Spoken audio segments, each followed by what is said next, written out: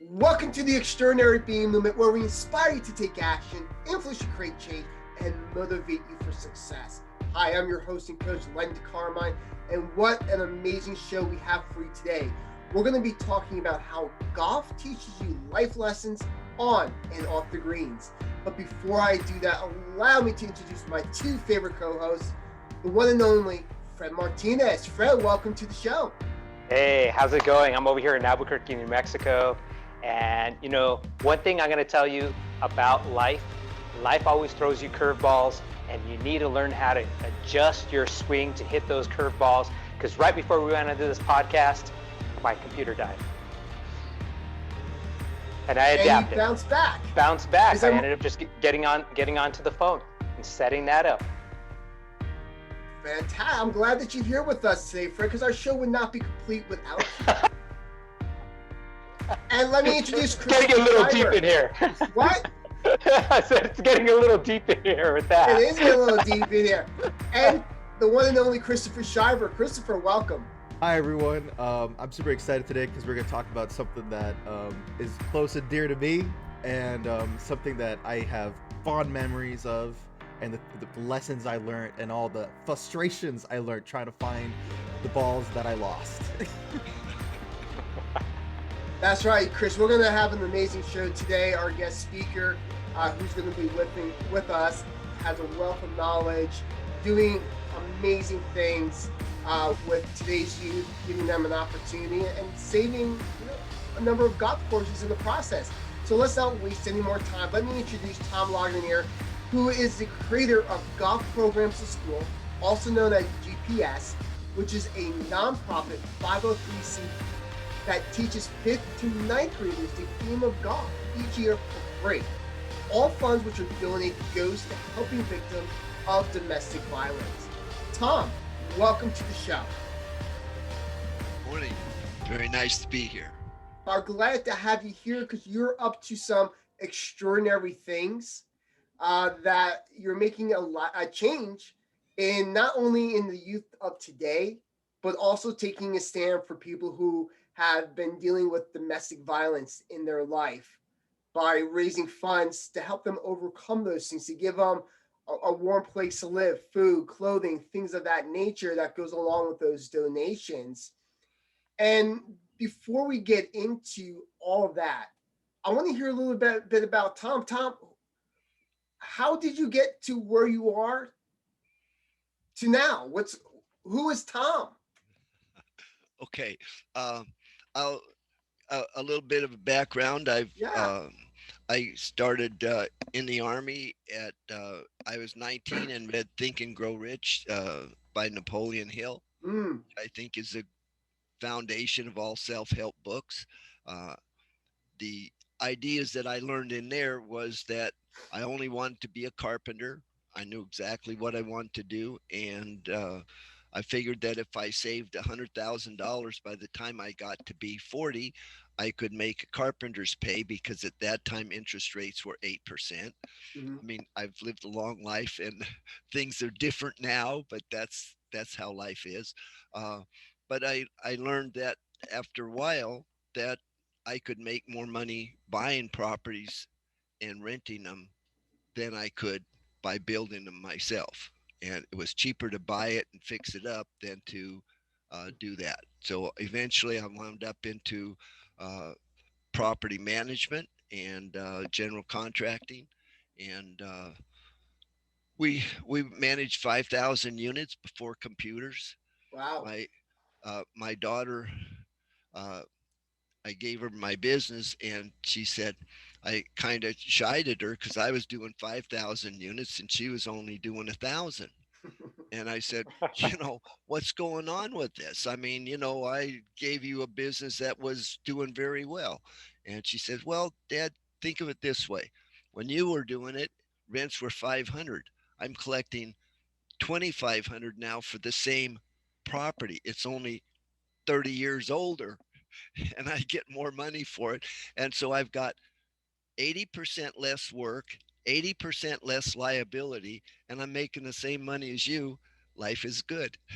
So, so, and as smart as I am, I gave my business to my daughter, and she sold it to her son, and he's moving on just like she did. So they have a really good situation. That's Uh, but that's I wound up doing my property management business. I'm a certified property manager, life member. Been doing that since the 70s, and the I when I've retired 7 times. I'm a failure, so I decided not to retire anymore. Uh, I'm just gonna keep doing what I'm doing now, and I think one of the things that uh, is a quote that one of the gentlemen wrote for me is my for me, this is what I wrote. My goals are to use my experience to mentor people that want to be productive and successful, to earn more money than I need, so that I can give it to organizations that benefit and aid people that want to be productive. So that's my retirement. So right now I still put in about 80-hour weeks, and ideas, how do you find people and help them when they want to be productive? I don't want to I have no interest in helping people that just want to, oh, I want a job. And oh, by the way, could you just send me the money so I don't have to go there? So I don't have to do anything. I don't want the government to help me. I don't want, I think people should be productive on their own. And I try to give them a path that allows them to do that. And that's what we do with this. When I bought my golf course, being an expert in real estate, bought this in 2007. And if you have long enough memory to know what happened on January 1 of 2008, I went to the bank to get a loan, and he said, oh, you have a toxic asset.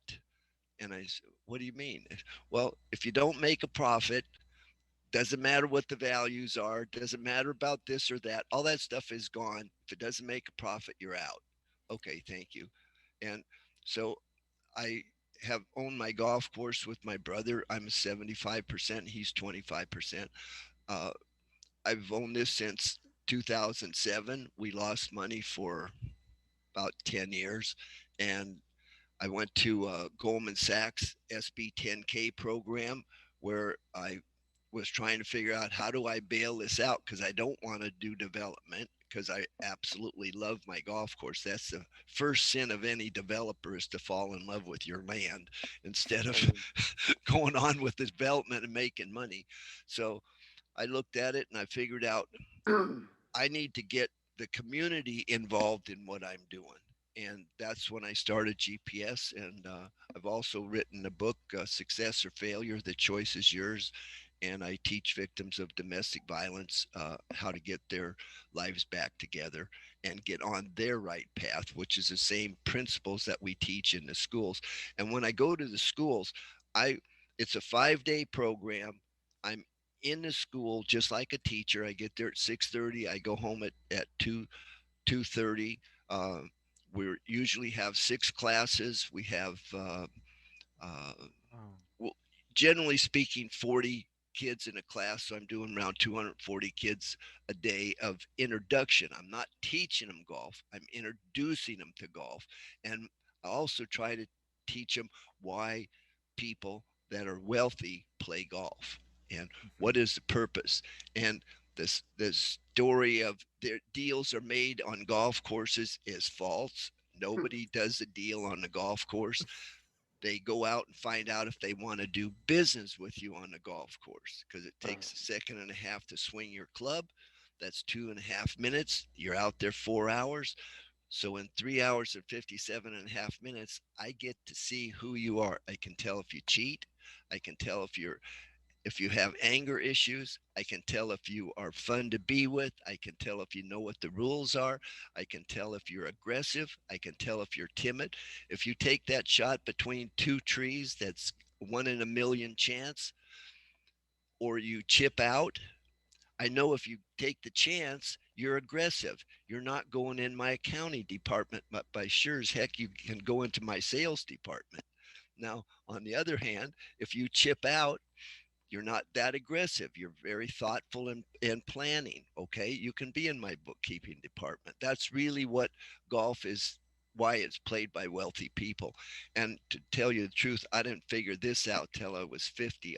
As I said at first, I just want to be a carpenter. That was my goal. And I had a disagreement with the union, and they didn't live up to their agreement about insurance. And so I went out on my own and got my own contractor's license to go through that part of it. But when I was working with uh, being a carpenter, I figured out that I'd just do some business for these different guys. And one day a gentleman told me, "Oh, go down to this coffee shop and talk to these three contractors." Well, I started working for them and they put me out on a lot of different jobs. Then they start sending me out. They call me up at 10 o'clock at night and say, "Oh, Tom, can you go do this job?" They're paying good. So, I mean, I'd go and take care of their business. They just ran me around for about 6 months. And then they said, "Oh, hey, Tom, how about coming and play golf with us next Saturday?" I said, "Golf? Are you crazy? I don't know how to do that." They said, "That's okay. We'll show you." So we go out, and this Saturday I went out and bought a new set of pings, 800 bucks, 2 weeks wages. I get all this stuff, new hat, shoes, the whole works, and I show up, and if you know anything about construction, these guys can cut you up like a $2 suit, man. They just had a hilarious time with this idiot who went out and bought new clubs and doesn't know anything. What they did say is, "Well, at least you bought a good set. You bought pings, so so you must be okay." So when when we were done after the match, and I was just fumbling around, and so I wasn't really playing golf. I was just whacking away at the ball. And after it, they said, "Okay, Tom, we'd like you to come in and have a beer and a burger." And we went in and sat down. They said, "Okay, Tom, what we want you to do is get your contractor's license." And I said, "Well, I really just want to be a carpenter because I'm going to get my $100,000 goal. I'm on my plan. I got my family set up. I know exactly." Said, "That's fine. We understand. We want you to get your contractor's license." And I said, "Well, I don't know how." They said, "We'll help you." Okay. 3 years later, I had my $100,000 in the bank. that that's I didn't look at that until from 27 to 30 I was retired.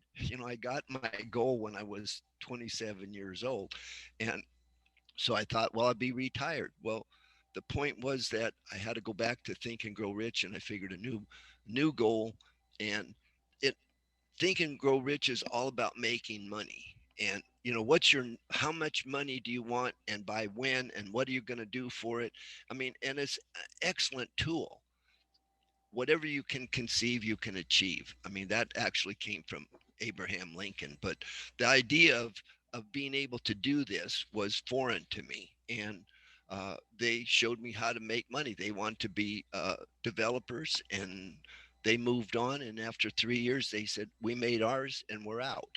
And you made yours. And so, you know, have a nice life." Well, I figured out later what they did and why the golf was so important, because that was my finishing school. That was when they were deciding the first part of running me all around and seeing if I would show up at night, if I would do what I said I would do, if I would complete a project, if I was dependable. And if I didn't know something, I would say, "I don't know this. How do I fix it?"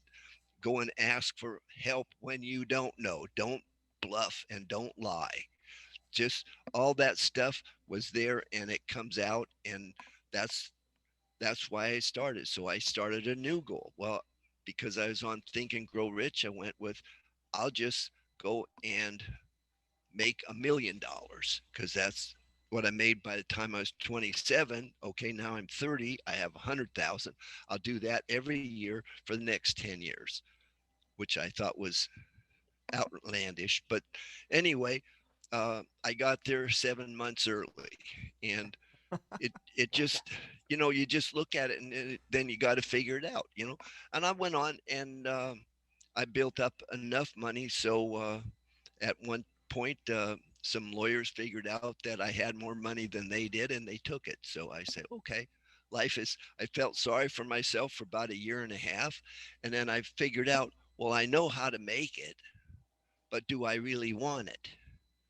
And Mm-hmm. that's where I had to come with the idea. I'm not working for money anymore.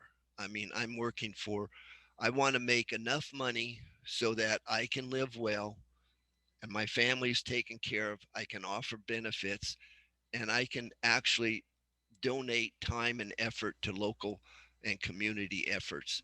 And that's what's really made me feel successful in knowing what I'm doing. So that's kind of a overview. I've been a SCORE certified mentor. I am a uh, I'm still on the Peoria Education Foundation. I've been teaching at Eve's Place for 10 years. I'm working a deal to raise money for them through my book. So if they sell my book or raise money to buy my book and give it to the people, to the victims, then they get half of the profit and I get half the profit, which I donate my half to golf program in schools, and they get to keep their part for them. So that whole idea is how do you do things where you take one and one and turn it into three, four, or five? Mm-hmm. How do you maximize returns by getting people things that they want?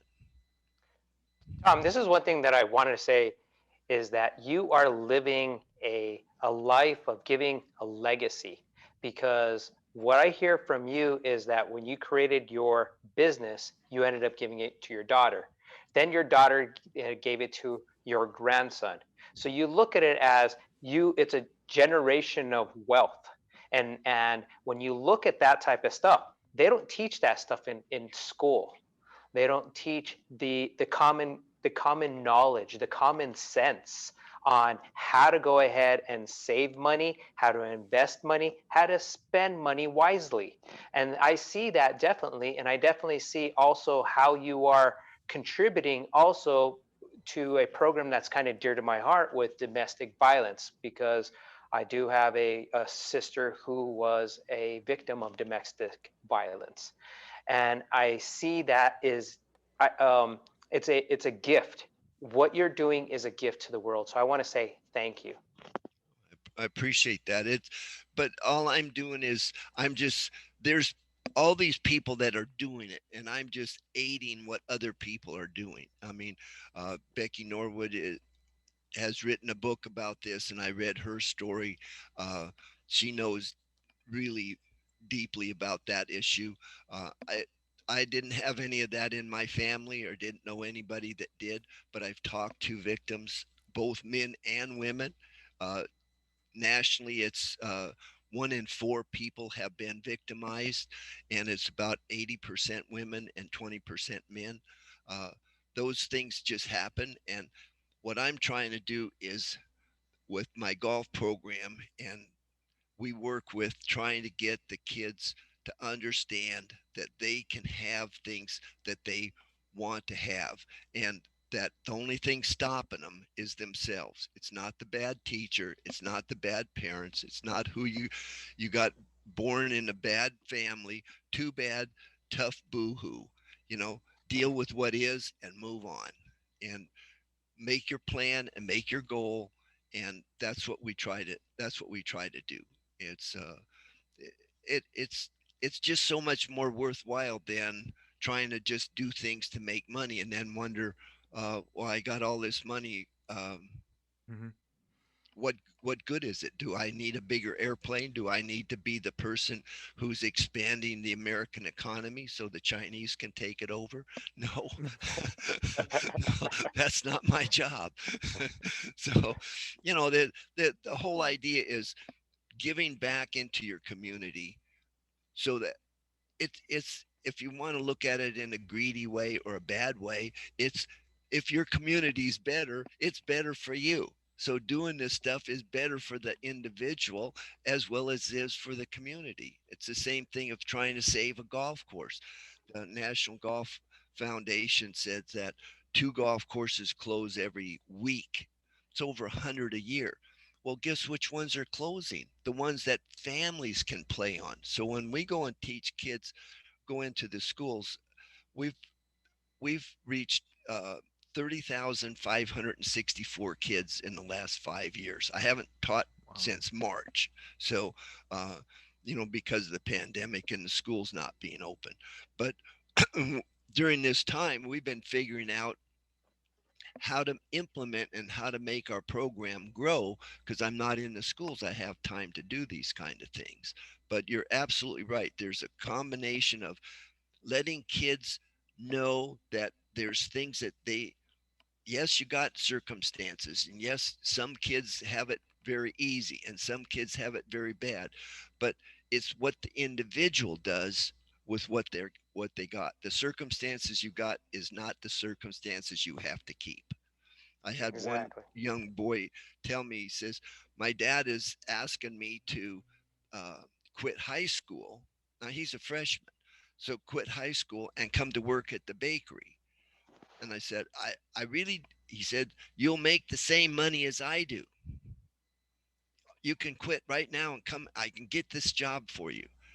And he was asking me. And I said, this is a decision you have to make, but let me give you some information that'll help you along the way. Said, first of all, do you want to be in the same situation as your father is right now? Not your family, but your father. Do you want to be, I said, how many siblings do you have? Five. Do you want to have five kids that don't have inspiration and don't have a parent that is trying to help them better themselves? And those are decisions you have to make. And if you want more for yourself and for your future family, these are some of the situations you have to, it's called being in a position where you defer instant gratification. It's play it forward gratification. So I do the work today and I get my benefit tomorrow. And that I said, I'm not going to tell you what to do, but I can tell you by the work I see you do in this class that you are trying to improve yourself. And that's what I want you to think about. Education is the thing that'll help you. And don't think about a job. Think about being the best person you can be and get the most out of your education. So those are some of the things that happen in these things. Tom, do you see a lot of kids these days uh, they want to have instant gratification? Because I know I was raised by my parents who were a lot older, and they tended to teach us to have delayed gratification, to plant that seed, and eventually it's going to grow. So you save money, you make sure you save for a rainy day, you make sure that you go to college, or you make sure that or even if you didn't go to college, it's not what you make, it's what you save. And then to be the best person in that job, that you, whatever it is, like my dad would always say, if you want to be a garbage man, be the best garbage man possible. So do you see these kids nowadays just want that instant gratification, and how are you changing their views? Two things. The answer to your question is it's not the kids are seeking it, but the reason is the parents are giving it to them. The parents are they both have jobs. They want to be in an upscale neighborhood. They want to have the big house, and they have to go and get a house with at least a double or a triple garage to store all the junk that they have put on their credit cards. So the whole idea that's like lock and store businesses. That's what I tell the kids. Do you want to be a lock and store person, make a lot of money, and pay uh, and buy stuff that you don't need so that you can feel good and be gratified because you Mhm. went and bought something? So we do get, when I'm in my classes, I get 45 minutes with the kids and we break it up. And at the end of it, I get 3 to 5 minutes I'm a talker, so it's usually five. So, but the idea of it is that uh, we try to teach them different things that we can in a class environment, and while they're trying to improve their swing and things like that. On Friday, uh, we have 2 days where they're swinging 6 irons, and they get to learn the swing: grip, posture, swing, alignment, grip, posture, and swing. That's grip, posture, and swing is our GPS logo. So golf program in school: grip, posture, and swing, and then the GPS instrument that helps you get on the right path. And so part of my golf teaching when I'm talking to them is getting on your right path. And that's persistence, practice, perfect, achievement, practice to achieve and get more, uh, trustworthiness. Golf is the only sport without a umpire. You have to call yourself out of bounds. You have to make decisions. You have to not use your foot wedge to move the ball a couple inches because you're in a divot. You have to learn how to hit out of a divot. And the last one is health.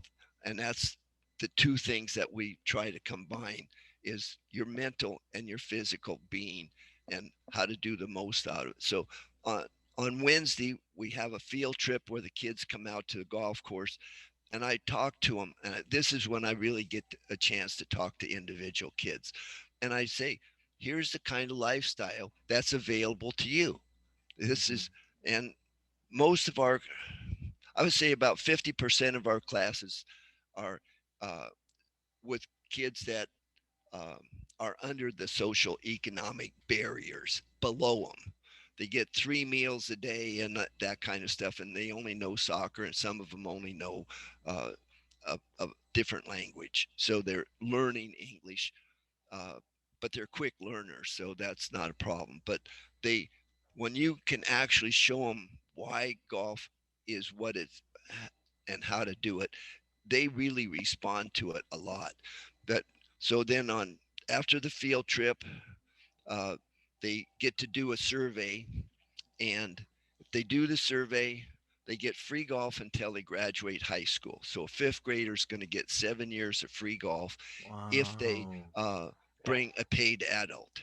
Okay, I'm a business guy too, so Mhm. on my half, I get, if I can teach 10,000 kids a year, introduce 10,000 kids a year, and I get 10% of that. That's 1,000 people, uh, that are going to go out and try to get somebody to come and play at my golf course.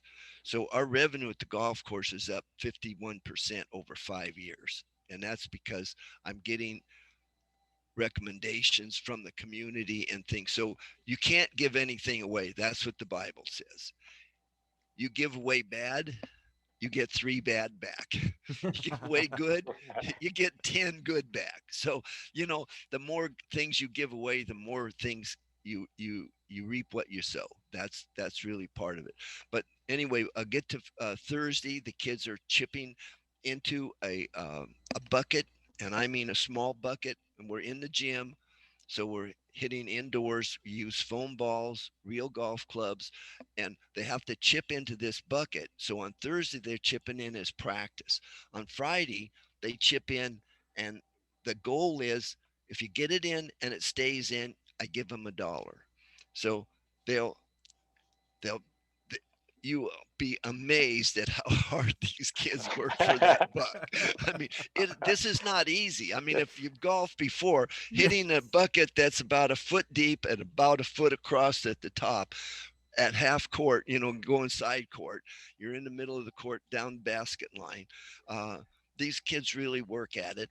And this one day, and this is kind of another story. One day, there were two young ladies that had zero athletic ability, and that's another story. I always tell every kid, no matter what your ability, you can still play golf. That's the whole point of it. So we worked through that. But these two young ladies, they were swinging, and the one lady saw uh, the kids getting the ball in the bucket, and everybody would cheer them and all that stuff.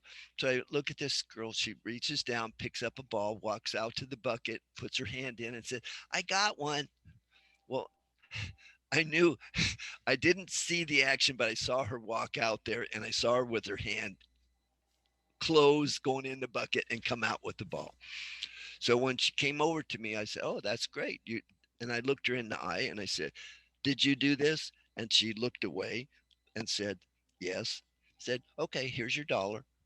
Well, after that class, we had a little 5-minute talk about integrity and what Oh, does nice, integrity mean. nice, And so nice. after the class, and this is why people say, "Well, why do you do this for free?" This is the reason I do it for free. After the class, we had the thing, and the kids were leaving, and this young lady kind of hung back, and she walked over to me, and she reached out, and this little crumpled dollar bill that was all crumpled up, she said, "Here, I didn't earn this." I said, "I'm going to take the dollar, but you get to keep your integrity."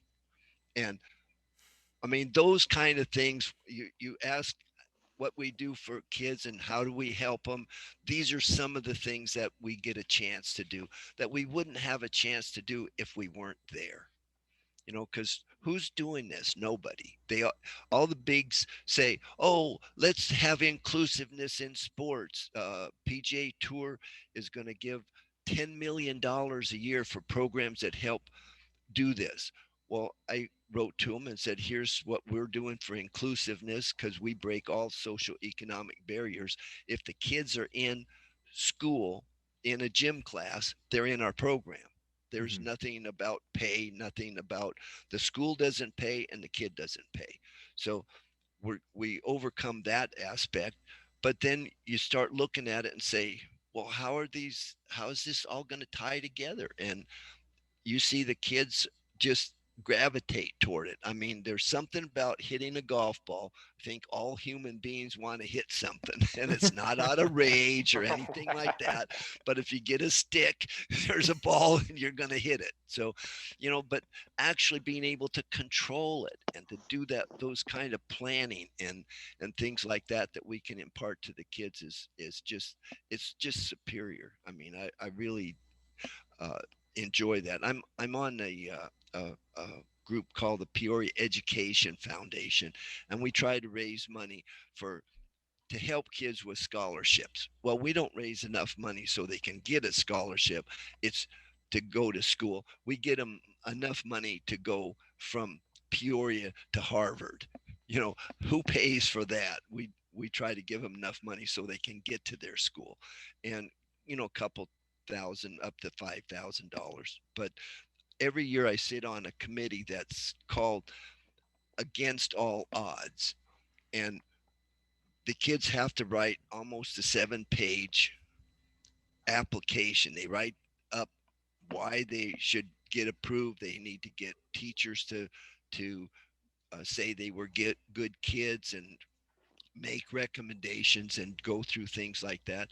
And as we're starting to do that, I that was one of the reasons that I actually started my program because I was looking at. I mean, I won't go into any of those stories, but you look at it and say, this is happening in my community. I mean, I learned about what is a couch surfer.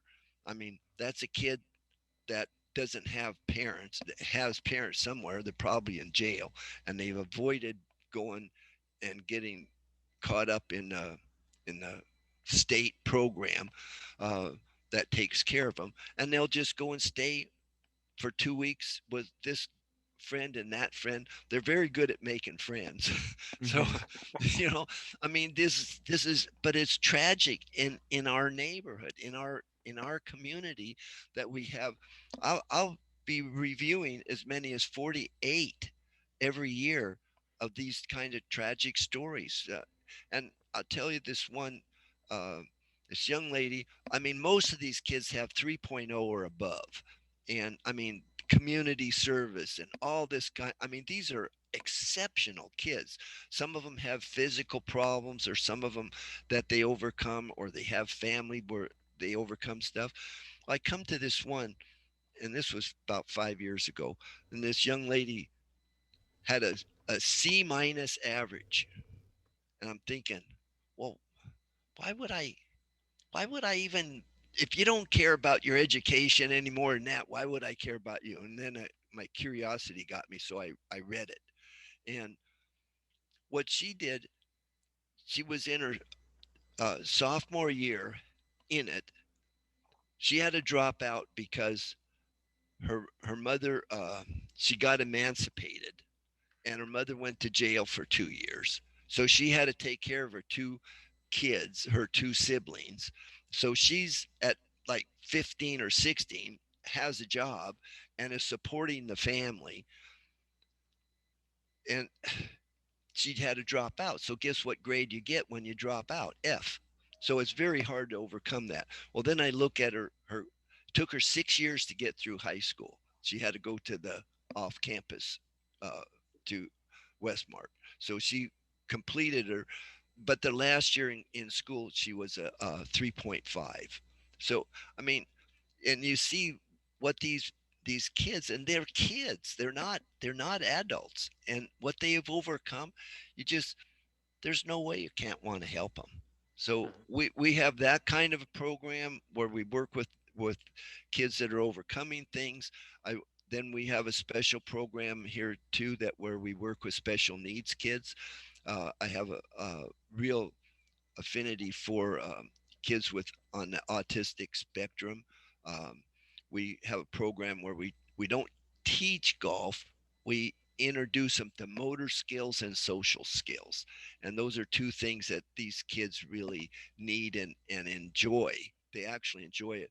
But I had a 5 day program, 4 weeks actually, and they would come out. We have this snagit equipment, a bit real big clubs, and we'd have them throw a tennis ball at a target that's as big as, you know, uh, about 2 feet across, and they would try to throw this tennis ball at this thing with velcro on it, and it would stick. Well, at first there'd be like 150 balls on the ground and maybe one on the corner of the target. And by the time that was over, we would have to take balls off and let the other kids throw because there was no room for them to stick it on. I mean, and at the end of this is 4 hours of working with 1 hour a week for 4 weeks. These kids were actually going out on the golf course and hitting golf balls. Now they weren't hitting them to the back of the the range. They weren't. I'm not talking about that, but they were hitting them as good as they could with their physical and mental abilities, and they were trying. They were trying to do it, and that's the fun part of it. That's when you Mhm. really get Yeah. excited about what, oh, this is really working. And then somebody says, well, how can you do that for free? Well, why not? I mean, what am I going to do? Sit home, watch TV? That doesn't interest me. So being able to be out and doing things like that, that's really what the program's about. But that's pretty much what my program is and how I try to work it. But you look at where we're trying to go, that's another point of view. uh, what we're looking at is, as I said, here at Sun City Country Club, and I'll put it a different way. I was offered $15 million for the back nine of this golf course. And as a businessman, if I was 50, I would have taken that deal. I wouldn't have taken the deal with them. I would have done it myself. But then I would donate the front nine to the nonprofit free and clear. And all my profit that I make on the back would be tax free. So you make 30% of the profit with no risk. That's a good out. So those are some of the ways that eventually we'll be able to grow this program, because some golf courses have too much land that they Hmm. have to support, and you could still get a 9 hole or an 18 hole that is smaller that could still be very effective. So what we're looking at is going out and finding golf courses that need to grow their revenue, where we will either partner, franchise, or outright purchase different golf courses. So um, this these are things that are in the pipeline and what we're looking at working on. So I've been looking at getting more people on my board of directors. I've At first we had none. We had board of advisors, and then we moved them.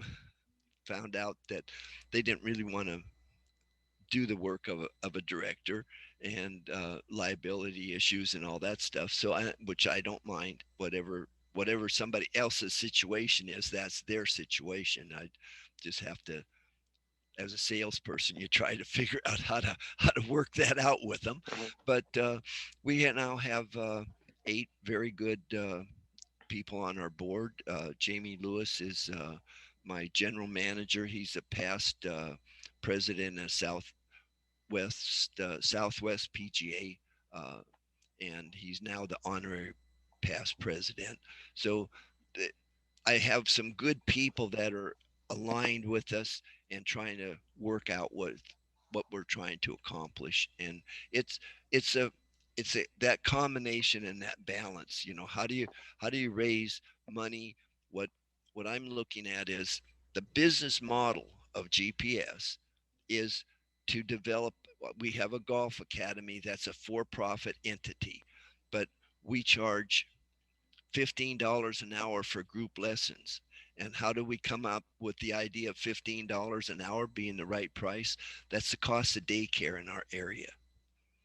So That's right. people can send their kids by Uber to our golf course, and we will not only teach them golf, we'll also talk to them about their SATs and, you know, make up homework assignments. We can teach a lot of different things for them, and we have uh, volunteer uh, school teacher people that will come in and work with them. So, and this is all in the building stage. So we're we're growing, but our goal this year is to raise $400,000 a year from uh, corporate types. That will be an annual thing, and that would get this golf course and everything we're doing up so we could have 2 teams, because our team is myself and one other person. That's our team to do 10,000 introductions. Our goal is to have 4 teachers, that's 2 leaders and 2 assistants, each doing 10,000, so we can introduce 20,000 kids a year. Here in the West Valley there's 168,000 fifth to ninth graders. That's how big my market is, and we're able to reach out and reach these people. We're approved in 8 school districts, and that's 133 schools that we could do if we had 8 golf courses that would partner with us, and we could move forward. But the program, once it gets set up, the golf academy will make enough profit to pay the teachers reasonable salaries. We're not talking about uh, first tee type of salaries. We're talking about living wage salaries. They can make more money if they work harder, but a base salary isn't just because you show up. And the academy would make enough money to support the entire free program. So the people will go into the schools, teach the kids, introduce them to golf, encourage them to come out, try to meet the parents, get the kids that do the surveys to come out and join the academy. And then we just grow the program, because this one won't need that $400,000 a year to start. And I'm already at a point where we're just about finished up. So I'm looking for my second course. So the 400,000 would be to start the second course. I So have to ask you, Tom, because like what you're telling us, the way you're breaking it down, it just, I mean, honestly, a lot of people don't build or I mean, set the foundations of their businesses the way you're doing it. Because like you said, you're not necessarily just focused on the money, you're also focused on the community and elevating everybody else around you.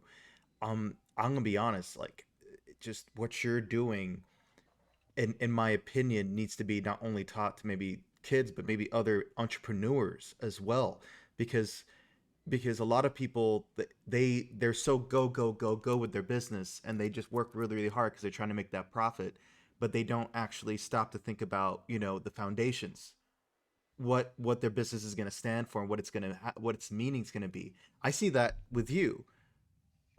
And is that just all from your Think and Grow Rich, your background and all that? Um, Where is that from? Because nobody does business like that. Here's where it is. This is the whole thing. This is my book, Success or Failure. The choice is yours. It's on Amazon. You can get it. You can get the audio or whatever it is, the digital version for like $5 or so, and this one's 20 for the book. It's a it's not just a book to read. This is a book to do. It's a work book. This is this is we offer a different approach, which is what you're saying. We offer a different approach to obtaining financial success by using a business model whereby you work for a paycheck, or whether you work for a paycheck or operate your own business. This workbook will help you identify and utilize the tools needed to achieve personal, mental, and financial health. And the idea is not, and where I digress from Think and Grow Rich, is he's constantly about making more money, making more money. So eventually you'll get up and be big enough so somebody will want to eat you. That's Mhm. that's just the way. That's the capitalist society. That's what, and there's nothing wrong with it if you know what the rules are. A crocodile's not a bad thing if it eats a little lamb. I mean, that's what it's designed to do. So, you know and if it gets better for the people in the society that this business goes extinct and this business rises, you got to be smart enough to figure out, if you want to start a business, find out what people are buying and then sell it to them. That's it. It's these are simple things that you can learn from. The reason I learned as much as I did is because I made a heck of a lot of mistakes. That's the first thing. Don't be afraid to make mistakes, but fail fast. Mhm. That's the whole idea. Go out, this won't work, this won't work, pound, pound, pound. Then it's over, under, around, or through, but keep going. That's the whole point of this stuff is it, your business is your life. And the people that are there just want at the end of the month say, oh, well, I got another 10,000 in my bank account. Well, I'm not totally oblivious to making money, but I have a different attitude about it. Is I want to grow my net worth because I found out the federal government doesn't tax it. They don't tax my net worth. They only tax what I earn. So if I take all the money and put it back in my business and I grow my business, I can have a huge giant business. And then eventually I won't mind paying taxes because I am paying taxes by the fact I have 30 employees. So I'm paying taxes because on them, and they're out in the society doing things. And as I grow, I will have more people. I will have more people working. And I, not being the smartest or sharpest knife in the drawer, as they say, uh, I found that if anything's worth doing, it's worth getting another person to do it who loves doing that thing that you may hate. And that's what a business is a conglomeration of people that have like-minded ideas and want to move forward. When I hire people, one of the things I look for is their attitude. The only thing that we as human beings can really control is our own personal attitude. Oh, no, I can't do that. You're right. You're right. Oh, no, that's not a problem because that's an opportunity. I see everything as opportunities and not Mhm. problems. And that's how, if you know what you want. And so my wife and I, we're older. We've done all our traveling. We've been I ride a motorcycle. I'm 82 and I still ride fast. Don't get tickets, but I still have a good time. And that's just part of it. I'm an endurance motorcycle rider. I I'm the only person out of I'm in a thing called Iron Butt Association, and there's 70,000 of us worldwide. I'm the only person that has gone in all 48 states and then up to Alaska in 10 days and then turn around and do all 48 states and come back. And the total time was 17 and a half days. And I've done that twice. So Wow. it's 1,000 miles a day for 17 days. And so it's just, you can do anything if you set your mind to it. It's like when I was in the Army, my drill sergeant would say, off your ats and on your feet. Move it. Just up and move it. Well, I hurt my finger. Tough. Mark it. And we'll talk to. Do you have to go to the hospital? No. Shut up and move. That's that's that's how life is. If you get beat up a little bit because you made a mistake in your business, you just go to the person you made the mistake with and you say, did did I do something? Do you feel I did something wrong in your eyes? And they say yes. And then you say, how can I correct it? And mean it. And mean it. And they tell you, you got to jump through this hoop of fire. Jump through the hoop of fire or get out of business. That's it's really so simple that, and that's what I do in my book. What I do is I tell people there's 7 different parts of your life that are important that you have to look at. And um, let me just I'll go through them quickly. Um, the first one is personal. Most people start out with where, oh, I want to save the world, or oh no, it's what do I truly need to be successful? What am I doing with my life? What will my epitaph be? Mm. When you're dead, what are they going to put on your tombstone? Oh, Tom had a very enjoyable life and he had more toys than anybody else. If that makes you happy, go for it. But that know who you are and what makes you happy. The next one is financial. You list all your assets and liabilities and you see every the reason you're in your place financially now is because of decisions you made 5 years ago. So I tell people, where do you want to be in 5 years? Because the decisions you make now are going to take you 5 years to get there. So where do you want to be? Just figure it out. Say, this is what I want to do. What will I do to get there? And how am I going to benefit the society I live in? Then you have your family. What are your family relationships? And what do you want your relationships to be? I have a brother. We have German background. That means the older brother, which he is, gets all the stuff, and he got all the brains, and you know, so and he he would give me what was left over. I always got what was left over. Okay, well, I figured it out. That's not necessarily true. I have to love my brother. I don't have to like my brother. So that's just how that stuff works out. And you do. I mean, I physically mean that. Whoever is your family, you have to love them. You don't have to like them, but that's your family, and that's part of the equation of being alive. And then physical. What is your present physical condition, and what do you need to do something to improve it? If you're 50 pounds overweight, like most Americans are obese, uh, is that where you want to be? Is that, you know, we were built for feast and famine, but what's happened? We don't have any famine. So therefore we're obese.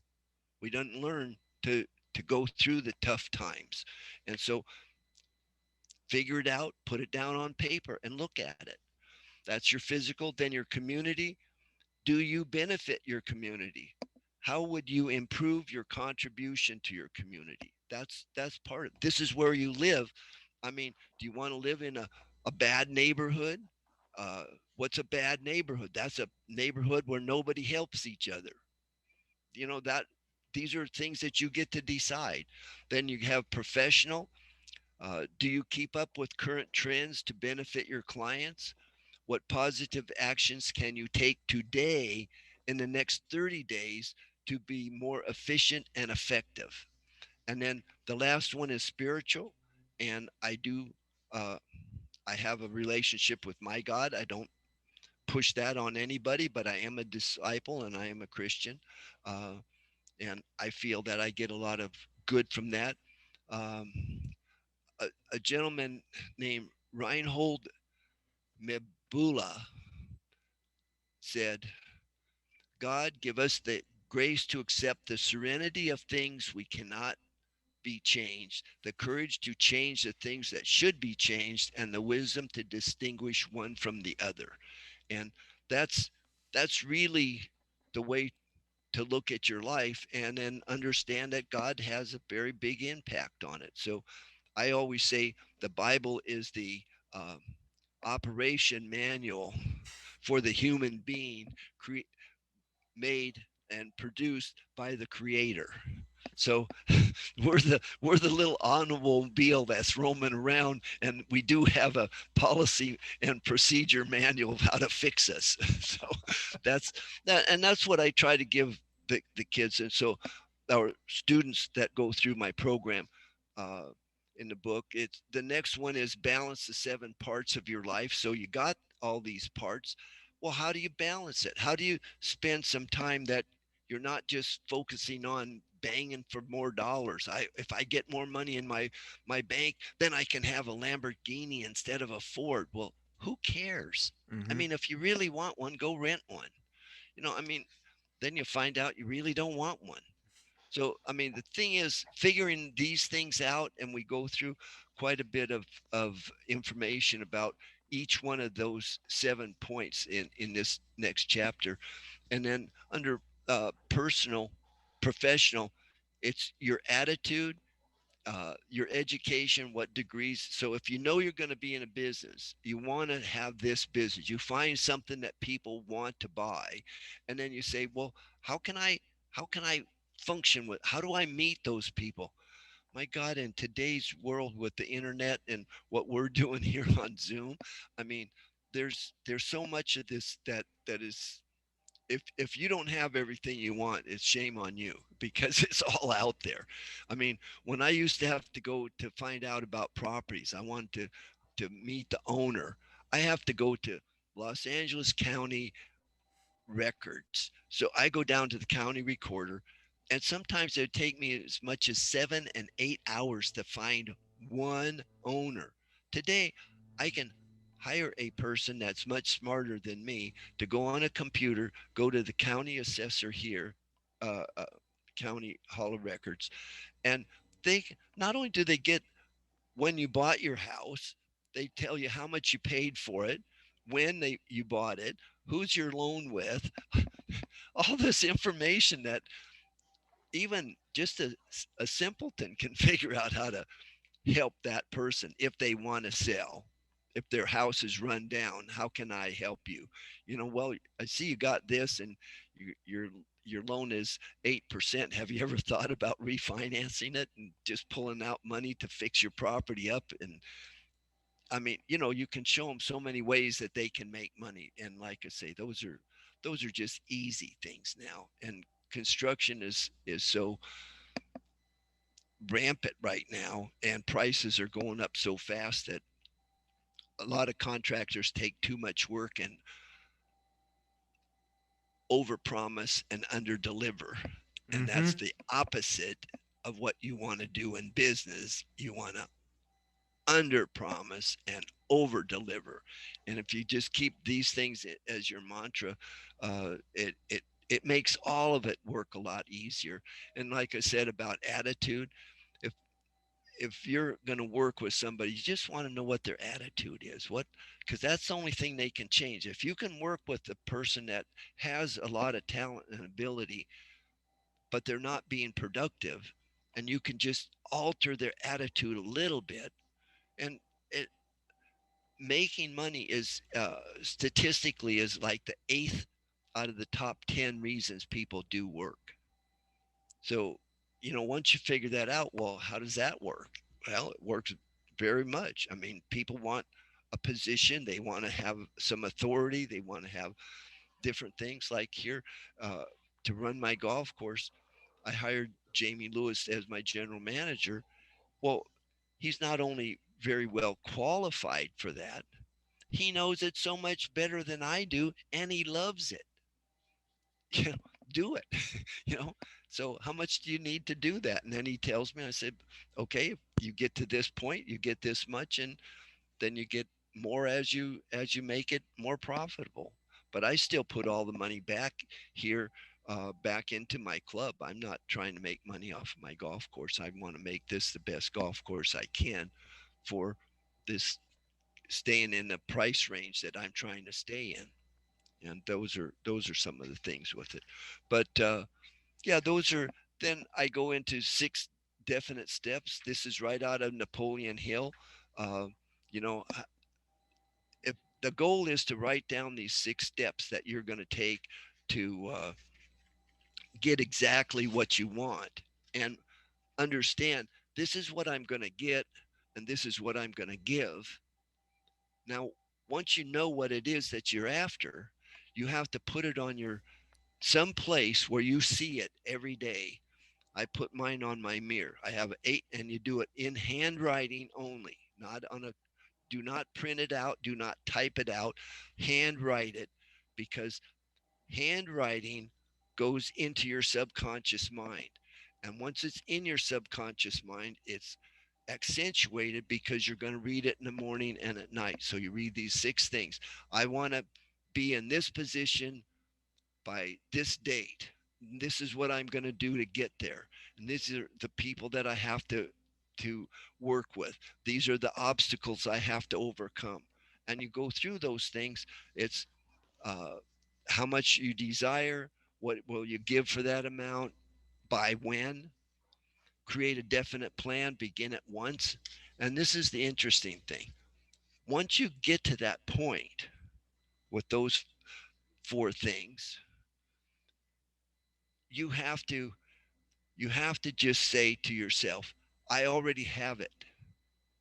I'm going to be in 5 years, like you guys are going to have your program be international, and you're going to have 25 million people that are following and doing what you're doing because it's a good thing. By this date, and that way it goes into your subconscious. That's what your program and your plan is. It just happens because subconsciously a thing will happen in the daytime, and you'll view something that you would have let pass or slide. You'll pounce on it like a leopard. This is the turning point for my day. This is what I need to have accomplished, and this is how I'll do it. And sometimes it's, you don't know, but you don't know how you're going to accomplish it. But by that situation coming up, you discuss it with other people. I mean, I sit in here with one person. There's just really three of us involved as day-to-day operations in GPS. I mean, we don't have any staff that's paid. We're all volunteers and things like that. And then you say, well, how do you help people that are you know they have to eat and they have to do all these things. I mean, the government wants to come and help everybody, right? No, that's not right. You got to work for where you want to be. If you want to be above the ground level, what else are you going to do? Usually it's a year of not getting paid, doing Hey, Tom, volunteer we work. are coming to the end of our show here, and I can't thank you enough for all the wisdom that you brought, the actual steps people could take, what you're up to, the lives that you're changing daily in what you're doing.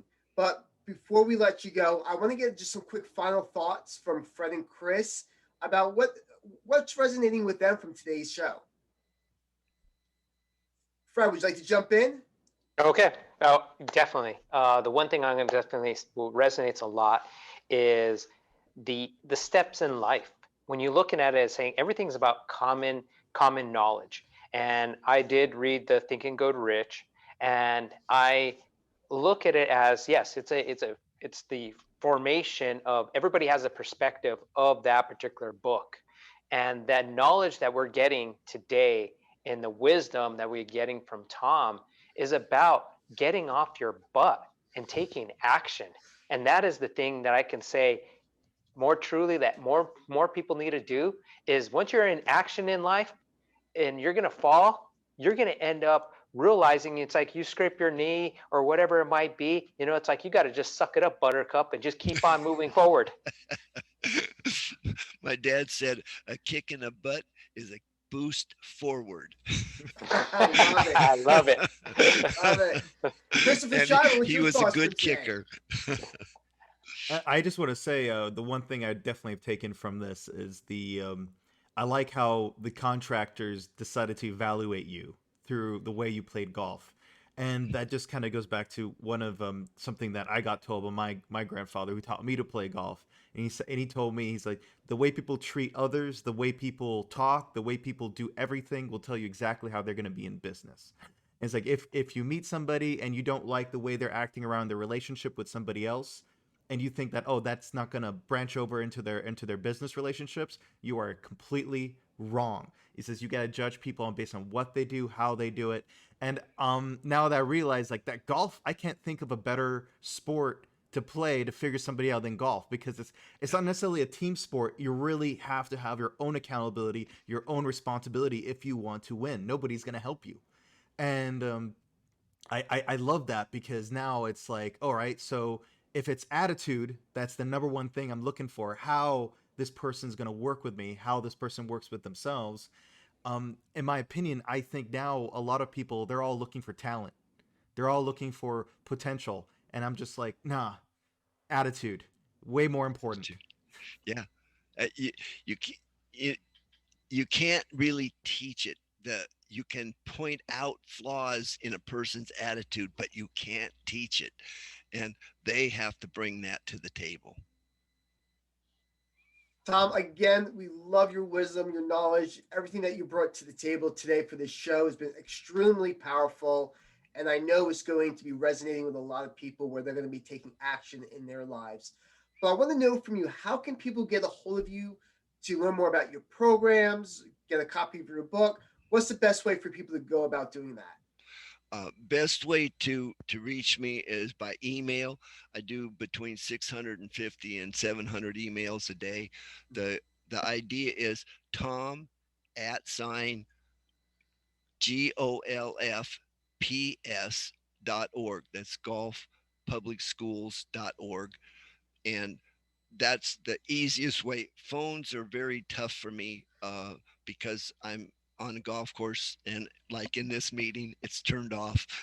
So you know there there's I when I'm with a customer, I'm with that customer, and that's why uh, emails are easy. You say, here's what I want to do.